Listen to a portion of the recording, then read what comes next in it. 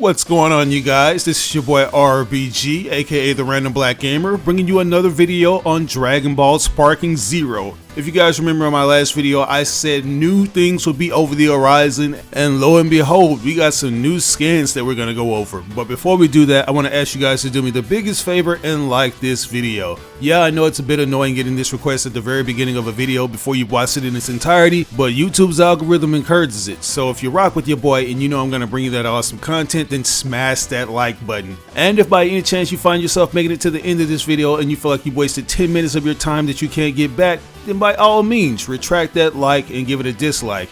Just rate the video. But yeah, guys, you may remember in my last video I said that we could be looking at a release date very soon for this game, because there were so many clues that indicated that that would be the case, from the ESRB rating, which is basically done when a game is nearing its completion, and there was the fact that the Bandai Namco Europe YouTube channel had an unlisted video that could potentially feature a release date announcement. But the biggest clue of them all would have to be the V-Jump scans, because as you know, these things come like clockwork. They're always on time at the end of the month. Speaking of time, we have new scans that are going to feature characters from the past and present and revolve around the master and student concept. As you guys are aware, there were some leaks that had floated around revolving characters such as Piccolo and Gohan, who are synonymous with that aspect. We know them to be teacher and student, with many fans considering Piccolo a father to Gohan, since Goku would rather be an absentee father fighting off against characters that he doesn't even know. But nonetheless, it's awesome to see Spike Chunsoft acknowledge all these characters and their respective partners, and I also believe that this could be an indication that we could potentially get that Tenkaichi tag team feature in this game, but we're just gonna have to wait and see what they reveal. But anyways, guys, we gotta break down these V-Jump scans, because not only do they confirm some returning characters, but they also confirm some characters that will be introduced to the Tenkaichi format, which include the God and Angel duo of Universe 7, Beerus and Whis. And what I absolutely love about these V-Jump scans is how it has this system in place. It's like this hierarchy of the strongest characters, and if you notice, the most powerful character is always featured at the top of each scan,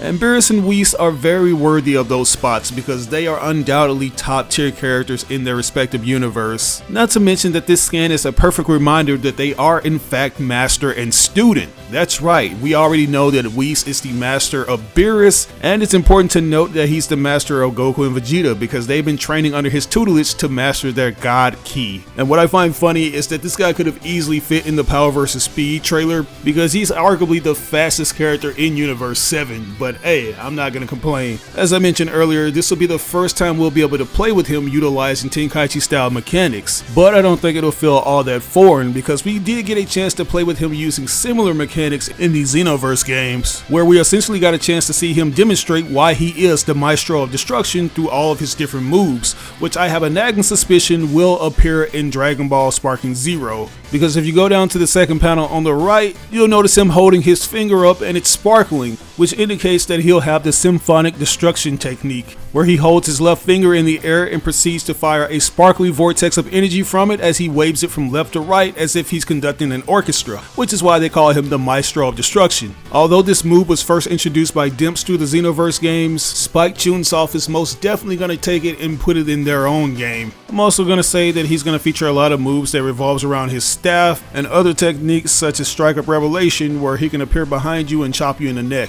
But moving on, we gotta talk about a character that I'm excited to see back in the fold, which is Gohan. And this character in particular, they're making sure that you know that this is the adolescent version of the character, who is close to being an adult but not quite there yet. This also serves as a confirmation that we're most likely going to get a Dragon Ball Super version of Gohan, which will feature his Super Saiyan Beast transformation. But anyways, when it comes to his adolescent form, I'll have to be honest with you guys, I'm not in the least bit interested unless they add something to him, because in the Tenkaichi and especially the Raging Blast games, he was as bland as a 3-day-old beer. He features moves such as the Full Power Energy Blast Volley, and he has something called an Explosive Cannon, which is basically the Masenko with a different name, and he also has something called the Explosive Combination, where he does a rush attack and he does a quick combination of moves and follows it up with an explosive cannon. So yeah, not much to write home about, but what I love about Sparking Zero and the developers is that they're taking it upon themselves to reanimate certain moves to give them more oomph and impact, and I'm hoping they apply that with this version of Gohan, because the last time he was cool in a video game would have to be Budokai 3. Even his Super Kamehameha looks a lot more impactful in that game than it does in any other Tenkaichi or Raging Blast games. But a version of this character that I know will undoubtedly be cool will be Future Gohan, a character that made his Budokai Tenkaichi debut in the 3rd installment and would later be seen in Raging Blast 2. For the longest time, this version of Gohan felt like a more well-rounded version of the character, or at least from an adult perspective, because he has a good mix of the moves that he has as an adult, as well as moves that were taught to him by Piccolo. The only thing that the games never got right was the fact that he had both of his arms, which you could argue, yes, that is a proper representation of the character at some point in the movie that he came from, but it's important to keep in mind that the more memorable version of the character would have to be when he's missing an arm. In my opinion, that's what made him more unique. Not to mention, it didn't make a lick of sense when the games would essentially utilize the moves that he did when he didn't have an arm, such as his ultimate finisher, the one-handed Kamehameha, where he uses one hand to perform the technique. And we also have his fierce combination, where he essentially does a combination and follows it up with a slam, where he's using one hand to grab the opponent and slam them into the ground, and finish it up with a one-handed Kamehameha. I'm not sure if it has something to do with tech issues or they just couldn't rig the character right without one arm, but it doesn't look like that's going to be an issue anymore because Sparking Zero looks to give us an accurate representation of the character. If you look closely at this panel, you'll notice that his arm is clearly missing, and I am extremely excited about this because it's officially going to make him stand out. It's going to make him feel more distinctive from his variants. And speaking of variants, I think it's high time that we just put the whole Goku and Vegeta variant overload argument to rest, because at this point it's already been made clear that Spike Chunsoft, they're going to give everybody that deserves it that treatment, because Dragon Ball Z is a game that features different eras, and with eras comes different versions of the characters, and we're already seeing that with characters like Gohan, who has a kid version, an adolescent version, and an adult version from the future, and he's most likely going to have a DB Super version. So we seriously need to put that Goku and Vegeta variant argument to rest, because at this point everybody at some point is going to have a variant, even Krillin. I wouldn't be surprised if they give him a Dragon Ball and Dragon Ball Super variant. I would much rather those characters take up slot spaces than have a unnamed generic Frieza soldier, which we've seen happen in the past, so stop complaining. But anyways, the next character we have is Gohan's longtime love interest, Videl.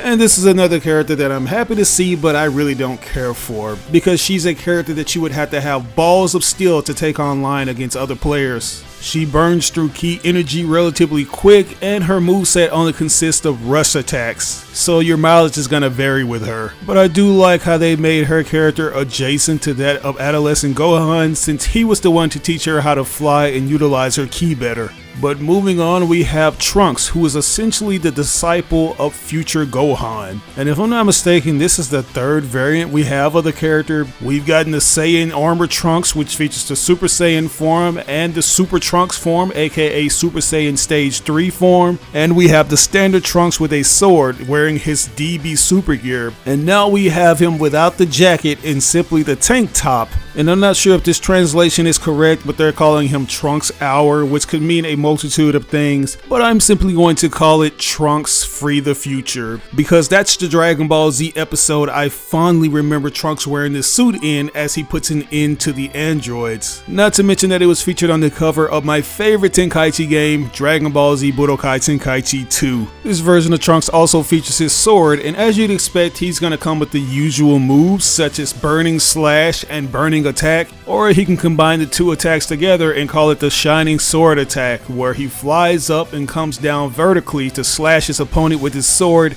and follow it up with the Burning Attack Blast. But moving on to the next page, we have the man himself, Beerus, who is no stranger when it comes to destruction. He just so happens to be the god of destruction of Universe 7, and he's a primetime player when it comes to Dragon Ball Super, because he came very close to destroying the Earth, and he played a pivotal role in other characters such as Goku and Vegeta unlocking more abilities. Just like his master Whis, this will be his Tenkaichi debut, and he's more than likely going to have moves we've seen him have throughout all the other Dragon Ball Z fighting games. If you look at this panel, you can see him performing what looks to be his Wrath of the God of Destruction, where he quickly charges up and forms a giant energy sphere that he launches on the Earth. As of me making this video, my current favorite version of this character would have to be from Dragon Ball FighterZ, since it does a good job of amplifying everything that I love about that character. But this version has the potential to take that spot, and I can't wait to see how he translates in the Tenkaichi formula. Next up, we have Team Turtle Hermit, led by the great Master Roshi, who we already had the pleasure of seeing in another V-Scan and trailer, which was titled Speed vs. Power, where we saw him showcase that old man strength.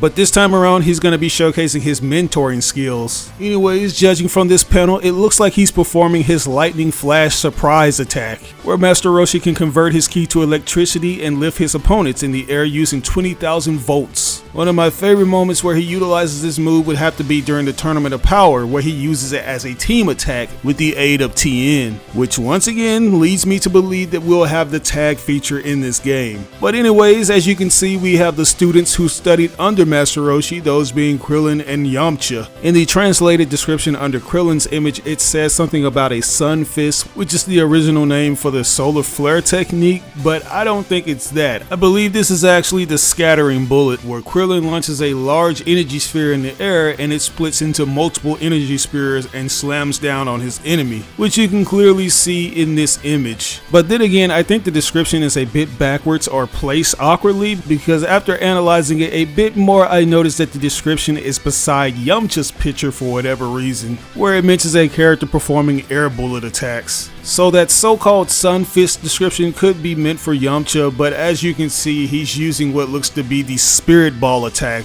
where he can essentially guide his energy ball into different directions using his two fingers. But moving on, the last teacher-student duo we have would be that of Piccolo and Kid Gohan, the perfect father-son duo. Yes, as you can see, these represent the earlier years of the characters, particularly in the Saiyan and Namek sagas, if I'm not mistaken, because as you can see, Gohan is performing what looks to be the Demon Flash bullet technique, which was first performed on Frieza during the Namek saga. But moving on, we gotta talk about Piccolo, because he looks to be performing a move called the Mouth Energy Wave, where he can essentially blast out a large amount of energy from his mouth. The technique saw its video game debut in Tenkaichi 3 and would later be seen in the Raging Blast series and given the name Explosive Breath Cannon, which is one of my favorite rush attacks to use with Piccolo. But anyways guys, that's all I got for you today. As I mentioned in my previous video, when we get a V-Jump scan, that's usually a telltale sign that a trailer will be soon to follow, and that could potentially be this week.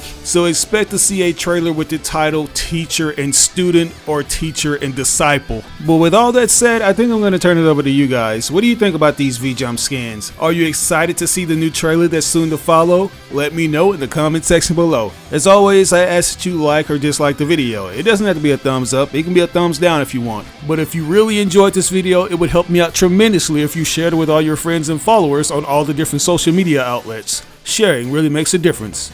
But once again, this is your boy RBG, aka The Random Black Gamer, signing out on another video. I'll catch you guys later. Peace out.